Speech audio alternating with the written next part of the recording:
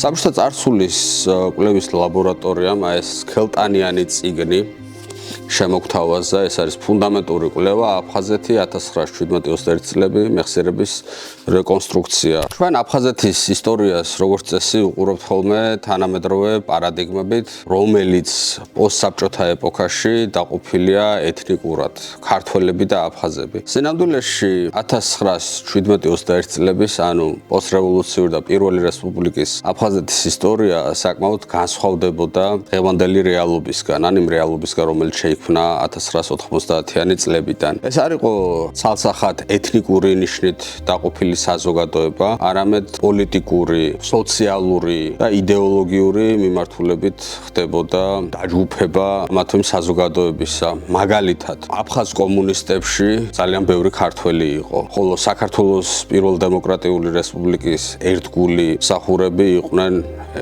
ეთნიკური აფხაზები. აღნიშნულ წიგნში გაშლილი არის მთელი რიგი საკითხებისა, მაგალითად არჩევნები აფხაზეთში. მოგეხსენებათ, აფხაზეთში ჩატარდა როგორც ადგილობრივი არჩევნები, ადგილობრივი პარლამენტის ეროვნული საბჭოსი, ასევე ადგილობრივი თვითმმართველობის არჩევნები და რაც მთავარია 1920 წელს საქართველოს დამფუძნებელი კრების იგივე პარლამენტის არჩევნები. ეს იყო დემოკრატიული პროცესი, რომლის ფარგლებშიც მიმდინარეობდა დებატი, დისკუსია. ასევე აფხაზეთს საქართველოს სოხუმის ოკრუგს, როგორც მაშინ უწოდებდნენ საქართველოს რესპუბლიკაში, მიენიჭა ავტონომიის სტატუსი და აი ამ ავტონომიის სტატუსზე და ცენტრსა და პერიფერიას შორის უფლებამოსილების გამიჯვნაზე ასევე საკმაოდ ისეთი ცოცხალი დებატები იყო თბილისსა და სოხუმს შორის. ეს ყველაფერი, რა თქმა უნდა, დამთავრდა 1921 წელს საქართველოს ოკუპაციით და სხვათა შორის უნდა აღინიშნოს, რომ თბილისის ოკუპაცია უფრო ადრე მოხდა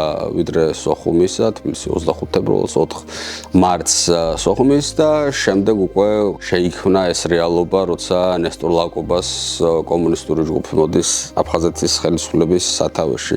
ეს არის შეიძლება ითქვას დავიწყებული ისტორია, რომელსაც სჭირდებოდა გახსენება და აი საბჭოთა წარსულის კვლევის ლაბორატორიამ შემოგთავაზა. მე ყველას გირჩევთ, რომ გაეცნოთ ამ ნაშრომს, რადგანაც ამის საკითხვის შემდეგ ერთგვარად სხვანაირად დავინახავთ ქართულ-აფხაზური ურთიერთობების ისტორიას.